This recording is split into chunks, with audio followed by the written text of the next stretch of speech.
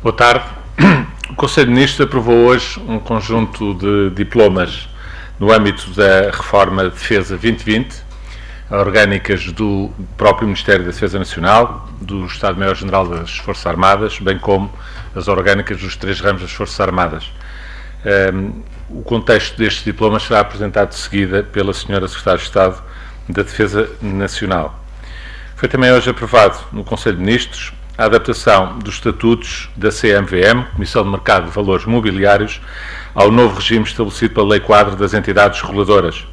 São estatutos que reiteram a autonomia de gestão administrativa, patrimonial e financeira e estabelecem princípios de independência e de responsabilidade dos seus órgãos e colaboradores, bem como a definição dos poderes de atuação da própria Comissão.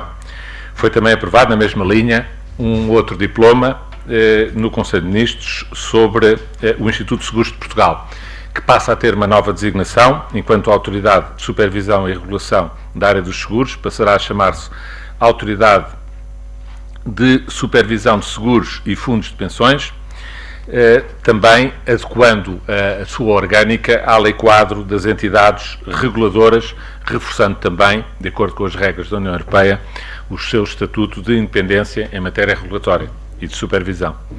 O Conselho de Ministros aprovou também um diploma que prorroga o prazo para a apresentação de pedidos de restituição aos consumidores dos valores de cauções prestadas por determinados serviços públicos essenciais. Estamos a falar aqui da eletricidade, da água e do gás canalizado. Trata-se da devolução de cauções que foram determinadas por um diploma já de 1999, mas cuja devolução completa se tem vindo a revelar bastante difícil. Existe ainda um fundo, o chamado Fundo dos Consumidores, onde estão depositadas estas cauções com um volume bastante assinalável de verbas, pelo que se determina a prorrogação do prazo para a devolução destas cauções aos consumidores, bem como a obrigação por parte dos operadores destes serviços públicos essenciais de divulgação junto dos próprios consumidores do direito que eles têm a reaver as suas cauções, para ver se de facto este dinheiro pode ser devolvido aos consumidores. Foi também aprovado pelo Conselho de Ministros o regime jurídico de aprovação e atribuição de uma matrícula especial para os veículos, sejam automóveis, sejam motociclos ou triciclos, envolvidos em competições desportivas. Trata-se de uma lacuna legal até agora não preenchida e que, com esta legislação, se visa criar um regime especial que aponta para uma matrícula especial também ela, que poderá ser utilizada por estes veículos durante o período de 48 horas antes e até 48 horas depois das competições desportivas em que estes veículos estejam envolvidos, ficando também com a obrigação de inspeções para a atribuição destas matrículas, inspeções anuais a realizar de acordo com regras definidas pelo Instituto da Mobilidade e Transportes. O Conselho de Ministros aprovou também um outro diploma que assegura a execução das obrigações nacionais decorrentes da aplicação do Regulamento da União Europeia sobre a introdução de remessas pessoais de produtos de origem animal com caráter não comercial provenientes de países terceiros à União Europeia. Trata-se fundamentalmente da definição de regras sancionatórias e de procedimentais relativamente à aplicação deste regulamento, que, como sabem, diferentemente das diretivas, é de aplicação direta na ordem jurídica dos Estados-membros. O Conselho de Ministros aprovou também um acordo de cooperação entre Portugal e os Estados Unidos mexicanos no domínio da redução da procura e da luta contra o tráfico ilícito de estupefacientes e substâncias psicotrópicas. Ainda no plano internacional, foi aprovado também hoje no Conselho de Ministros, foram aprovadas 2 propostas de emendas aos estatutos da Organização Mundial do Turismo, adotados na Assembleia Geral desta organização, e pelas quais as línguas árabe e a língua chinesa passam a ser reconhecidas como línguas oficiais desta organização. Por último, foram também aprovados hoje no Conselho de Ministros resoluções no sentido da renovação, a primeira, a renovação do mandato dos 2 vogais não executivos do Conselho Superior de Finanças Públicas, cujo prazo termina no mês de dezembro corrente, sob proposta, como é de lei, conjunta do Presidente do Tribunal de Contas e do Governador do Banco de Portugal. Foi também aprovado pelo Conselho de Ministros. Trata-se aqui, portanto, da recondução dos atuais titulares, dos atuais vogais não executivos. Foi também aprovado pelo Conselho de Ministros a designação de 2 representantes do Governo no Conselho Económico e Social, um efetivo e um suplente. Trata-se objetivamente da substituição. O membro efetivo era o anterior Diretor-Geral de Política Externa do Ministério dos Negócios Estrangeiros, que deixou de exercer essas funções e que é substituído no SES pelo o novo Diretor-Geral dos Assuntos Europeus, também do Ministério dos Negócios Estrangeiros. No caso do membro suplente, tratava-se do anterior Presidente da ACSS, do Ministério da Saúde, que foi substituído no cargo e que é o novo titular do cargo que o substitui também enquanto membro nomeado pelo Governo, designado pelo Governo no Conselho Económico e Social. Por último, referir que foi também aprovado no Conselho de Ministros a nomeação do Conselho de Administração do Teatro Nacional de São João, por extinção do mandato anterior, final do prazo, sendo reconduzidos a atual Presidente e a atual Presidente, que é Francisca Carneiro Fernandes, e um dos vogais, José Matos da Silva, sendo nomeada também como outra vogal, Sandra Oliveira Martins. Peço então ao Sr. Secretário de Estado o Sr. Secretário da Defesa Nacional para vos fazer a apresentação dos diplomas hoje aprovados no Governo relativos à Reforma Defesa 2020. Muito obrigado, boa tarde a todos. Com a aprovação do pacote legislativo constituído pelas leis orgânicas do Ministério da Defesa Nacional, do Estado-Maior-General das Forças Armadas e dos 3 ramos das Forças Armadas, que hoje o Conselho de Ministros aprovou, concluímos assim, no essencial, a segunda fase da Reforma Defesa 2020. Em abril, como se recordarão, em abril de 2013, o Conselho de Ministros aprovou a Reforma Defesa 2020, estabelecendo as diretrizes para o ciclo de planeamento estratégico da defesa, a reorganização da macroestrutura de defesa nacional, tendo como pressupostos um orçamento para a defesa nacional correspondente a 1,1% do PIB, podendo variar mais ou menos 0,1%, a redução dos efetivos militares para 30 a 32 mil até 2020 e a repartição da despesa num equilíbrio de 65% para pessoal, 25% para operação e manutenção e 15% para investimento. Estas foram as diretrizes aprovadas e que agora com esta reforma se procura corresponder a eles. Recordo que na primeira fase foram realizados os trabalhos de desenvolvimento com vista à elaboração do conceito estratégico militar, as missões das Forças Armadas, o sistema de forças, o dispositivo de forças e o plano de redução do dispositivo territorial e procedeu-se ainda à aprovação da Lei de Defesa Nacional e da LOBOFA, que é a Lei Orgânica de Bases das Forças Armadas, as duas aprovadas já este ano, em 2014, mais concretamente no dia 29 de agosto e no dia 1 de setembro, respectivamente. Estes diplomas agora aprovados trazem um conjunto de poupanças que eu vou referir apenas a título de exemplo algumas.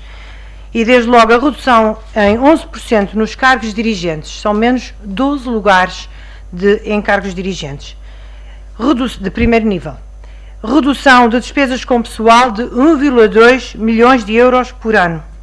Redução do nível do dispositivo territorial do Exército de 75 unidades das atuais 168, o que é bastante significativo.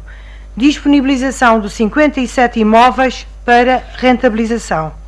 Separação da Autoridade Marítima Nacional da estrutura da Marinha, sendo o Almirante SEMA e a Autoridade Marítima Nacional o único elo comum para garantir desta forma a disponibilização de recursos humanos e materiais para as missões da Autoridade Marítima Nacional.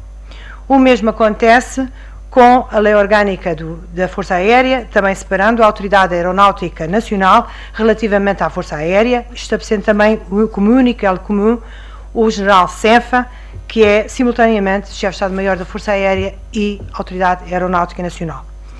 Para além destas questões, já foi consagrada a fusão dos 3 hospitais militares 3 hospitais que estavam instalados em 4 edifícios, num único hospital e num único edifício, e tudo isto foi feito já em diploma próprio, mas faz parte desta mesma reforma.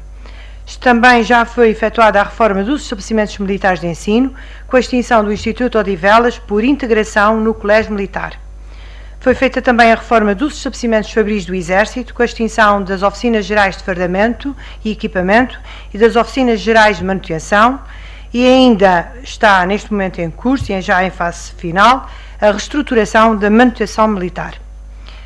Para terminar, quero reiterar a determinação do Governo em promover, numa única legislatura, uma reforma estrutural, integral e coerente de todo o universo da Defesa Nacional, com vista a adaptar a capacidade das Forças Armadas ao cumprimento das suas missões num quadro orçamental mais restritivo e obedecendo também a um novo paradigma nacional e internacional.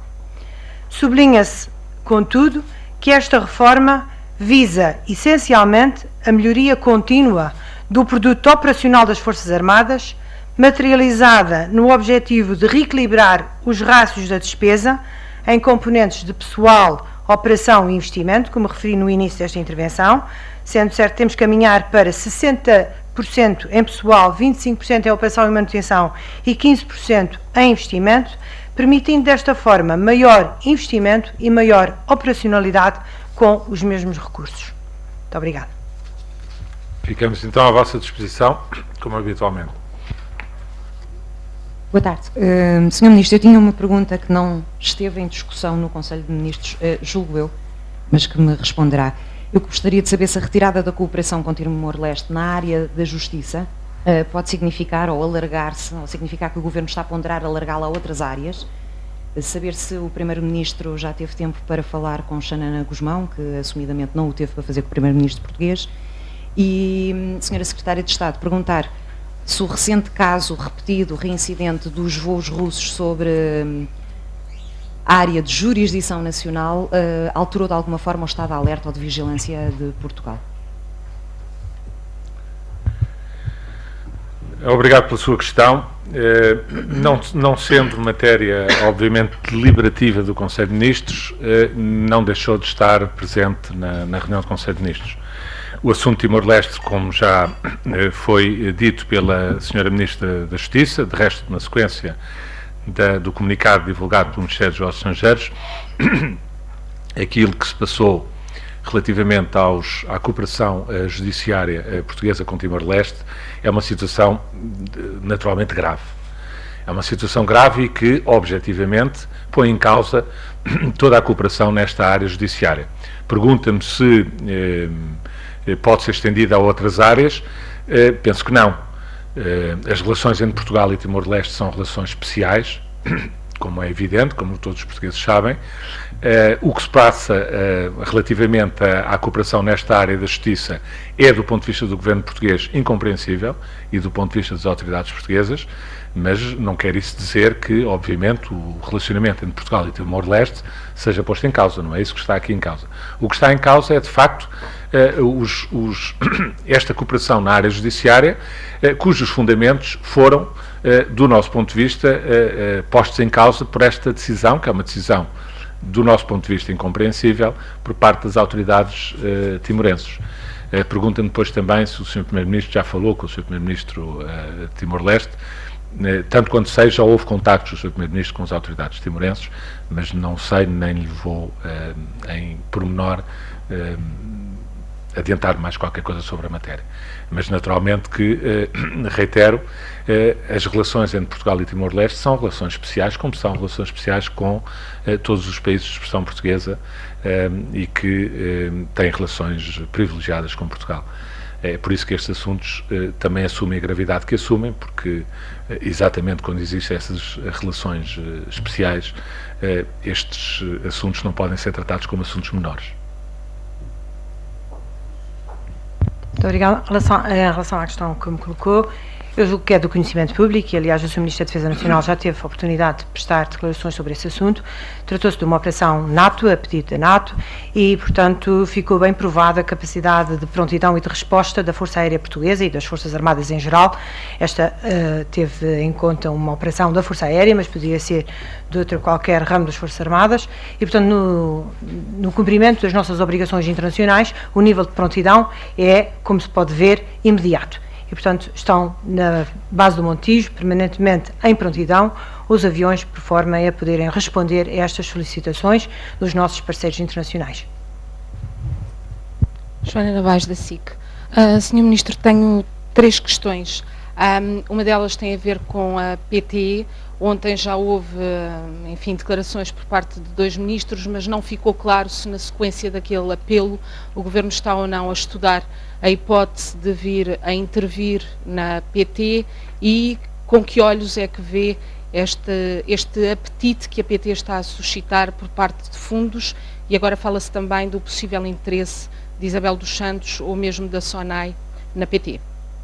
Queria perguntar-lhe também se, na sequência da decisão que foi tomada em relação ao envio para a requalificação de 700 funcionários da Segurança Social, se o Governo e o Conselho de Ministros estão a estudar medidas semelhantes para outras áreas do Governo, para outros ministérios, com a saída de funcionários por esta via. E em relação ao déficit e às previsões da Comissão Europeia, ontem a Comissão Europeia disse que terá que haver agora conversações com o Governo português. A pergunta é se vêm aí medidas adicionais impostas por Bruxelas e que medidas podem ser essas, mais cortes ou uma subida do IVA? Obrigado pelas questões que me coloca. Começando pela primeira, a PT não foi assunto do Conselho de Ministros e, portanto, não tenho relativamente a esta matéria nenhum dado para lhe avançar. Portanto, não foi matéria que tenha sido objeto de qualquer tipo de abordagem hoje no Conselho de Ministros. Relativamente à segunda questão, que tem que ver com os trabalhadores da área da Segurança Social, sendo verdade que também não foi matéria que tenha sido objeto, nem teria de ser hoje na agenda do Conselho de Ministros, não quero deixar, no entanto, de lhe dar a nota de que o que está aqui em causa é, naturalmente, no seguimento, que é permanente da reforma do Estado e da Administração, a reestruturação de um setor tão importante como é a Segurança Social, e é natural que, na sequência desses procedimentos de reestruturação, haja recurso à legislação sobre a requalificação. O que está aqui em causa é a requalificação para que os trabalhadores que são libertados de determinadas funções no âmbito da reestruturação na área da Segurança Social possam ser requalificados para trabalharem noutras áreas da própria administração, de acordo com aquilo que está previsto na lei. Mas sobre esta matéria eu remetia também para declarações mais específicas por parte do Sr. Ministro da Solidariedade, Emprego e Segurança Social, que, tanto quanto sei de resto, está neste momento numa cerimónia pública onde, provavelmente, colegas vossos lhe estarão a interpelar sobre esta matéria.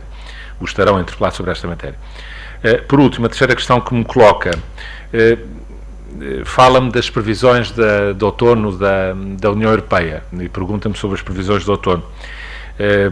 Bom, quer dizer, independentemente de já ter havido pronunciamento por parte da Sra. Ministra de Estado das Finanças sobre esta matéria, que eu corroboro, obviamente, a convicção do Governo é que o cenário macroeconómico que está apresentado pelo Governo no Orçamento de Estado é um cenário perfeitamente credível e realista, que está de acordo, de resto, com a evolução, como recentemente, e até estranhei que não fosse essa também a sua pergunta, como hoje mesmo fica corroborado pelos não previsões, mas aqui dados saídos do INE sobre o desemprego.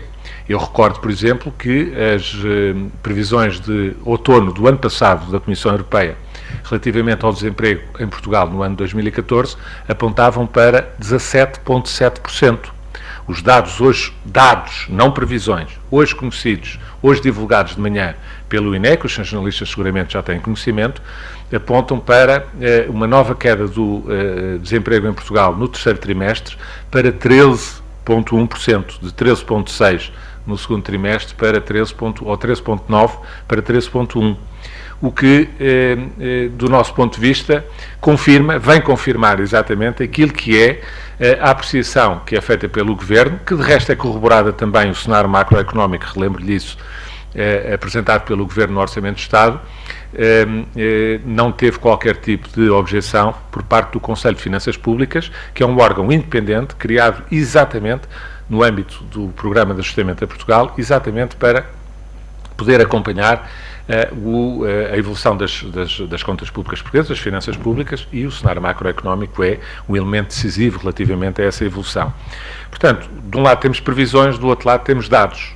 E os dados parecem estar a confirmar aquilo que são o realismo do cenário macroeconómico com que o Governo tem vindo a trabalhar. O ano de 2014, de facto, deitou abaixo muitas das previsões que tinham sido elaboradas no ano passado relativamente ao ano de 2014, e é em consonância com a evolução registrada no ano de 2014 que o Governo mantém de uma forma perfeitamente convicta o cenário macroeconómico que apresenta no Orçamento de Estado para 2015. Estamos, de facto, a evolução da economia portuguesa em todos os seus dados essenciais, nomeadamente o desemprego, que, como sabem, é a prioridade principal da política económica, como não podia deixar de ser, apontam claramente para o realismo destas nossas previsões. Lembro-lhe até que, no cenário macroeconómico que o Governo apresenta para 2014, prudentemente, porque não podemos esquecer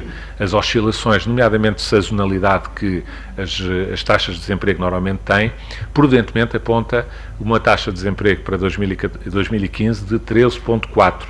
A taxa hoje conhecida do terceiro trimestre, não é do ano inteiro, do terceiro trimestre, é de 13,1. Mas essa também é a prudência necessária que temos que ter relativamente a aspectos que sabemos que normalmente têm alguma sazonalidade agregada, mas onde o que importa relevar é uma tendência crescente, neste caso decrescente, mas uma tendência firme nos últimos 6 trimestres, já lá vão 6 trimestres, de uma tendência perfeitamente firme de queda da taxa de desemprego e de subida de desemprego. Só desde 2013 foram criados em Portugal mais de 210 mil empregos. E eu acho que, obviamente, é isso que é refletido nos dados hoje divulgados pelo INE, e acho que, obviamente, isso deve ser um motivo de encorajamento e de motivação para a prossecução das políticas que têm vindo a ser dinamizadas para o crescimento do emprego e para o desenvolvimento e o crescimento também da economia. Deixar só uma nota também dos dados hoje divulgados pelo INE, para além de ser muito significativa a queda do desemprego, mais uma vez, no terceiro trimestre deste ano, é particularmente significativa a queda do desemprego jovem, que recuou mais de 4 pontos percentuais naquilo que começa a ser já o reflexo também das políticas desenvolvidas em termos nacionais também, utilizando o programa europeu do Garantia Jovem, e que se começam a refletir já positivamente em alguma recuperação de taxas que continuam a ser muitíssimo elevadas, mas é sempre de assinalar a recuperação no bom sentido, no bom caminho destas taxas, combatendo o desemprego, que é de facto uma prioridade, tem de ser uma prioridade nacional para todos. Não respondeu à questão das medidas adicionais. Pode haver imposição de medidas adicionais ao Governo? Isso está a ser ponderado esse cenário? Como sabe, não existiu até o momento, da parte da Comissão, de qualquer notificação a Portugal, ao contrário do que aconteceu relativamente a outros países, relativamente ao cenário orçamental que foi apresentado no semestre europeu. E, portanto, de momento, não existe da parte das instâncias comunitárias qualquer tipo de notificação a Portugal no sentido de ter que acautelar ou deixar de acautelar determinado tipo de riscos. Do nosso ponto de vista, o que está aqui em causa, nas previsões divulgadas pela União Europeia ontem para a globalidade dos 28 países da União, em que, como poderá verificar também, todas elas são revisões basicamente em alta, apontando, digamos, para alguma revisão em alta por parte dos serviços da Comissão relativamente aos cenários de evolução da economia dos vários países da União Europeia no próximo ano, mas são isso mesmo, são previsões. Coisa diferente tem que ver com o semestre europeu, com a análise dos programas orçamentais que são colocados pelos vários países. Houve 5 países que foram notificados pela União Europeia, até ao momento Portugal não foi um deles. E, portanto, a única coisa que lhe posso dizer é isto, tudo o resto são meras especulações. Sónia Ferreira, da agência Lusa. Eu queria perguntar à Sra. Secretária de Estado sobre os diplomas aprovados na área da defesa.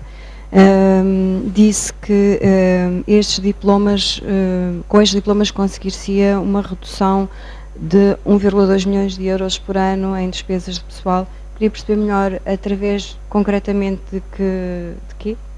E queria perguntar também sobre um outro diploma, em que ponto é que está, e se está em revisão, o Estatuto dos Militares das Forças Armadas.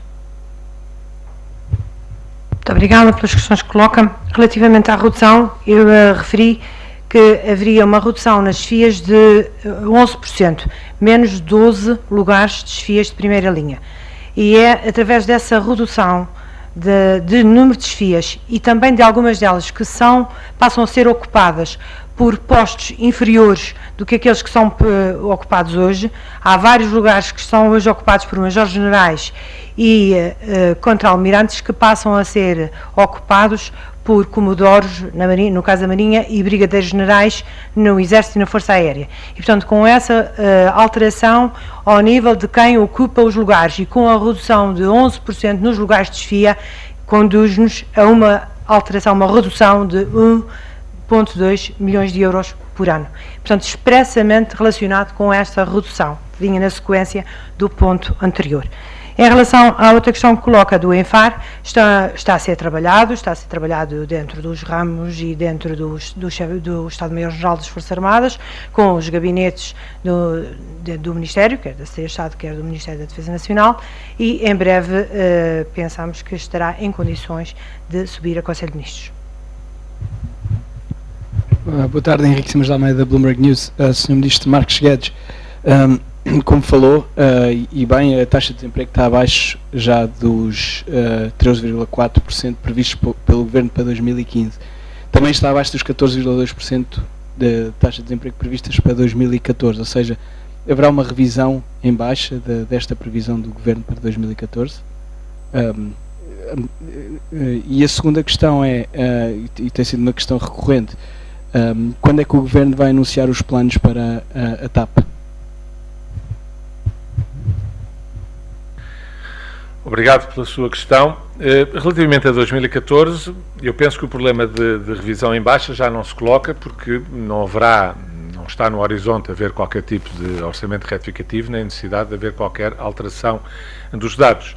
Eu diria que os dados concretos conhecidos que apontam para um resultado, um desempenho das políticas de emprego bastante mais positivo do que aquilo que as previsões e estimativas iniciais apontavam, são, acima de tudo, uma boa notícia. Mas para 2014, obviamente, não deverão levar já, até porque já só faltam 2 meses no ano, a uma qualquer necessidade de revisão em baixa. Portanto, no final do ano se apurará, como referiste, ainda é o terceiro trimestre. O terceiro trimestre, como sabe, é um trimestre que normalmente, por força do turismo, do verão, tem sempre algum acréscimo em termos de sazonalidade, em termos de emprego, embora, por exemplo, em 2013 não houve do terceiro para o quarto trimestre nenhuma queda.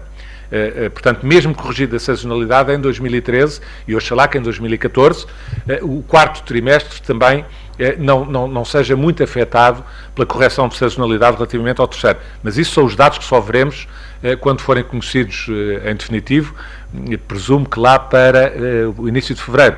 Portanto, normalmente o INE divulga os dados definitivos com uma decalagem, como sabe, de cerca de 1 mês e meio, relativamente ao final de cada um dos trimestres. Relativamente a 2015, como referi, o cenário apontado pelo Governo é prudente. Estes dados, eu acho que estes dados, acima de tudo, se podem revelar alguma coisa, é revelar a prudência com que o Governo, no cenário macroeconómico, aponta para 2015 para uma taxa de desemprego de 13,4%. mas se puder ser ultrapassada para melhor, seguramente que todos ficaremos muitíssimo satisfeitos com esse desempenho.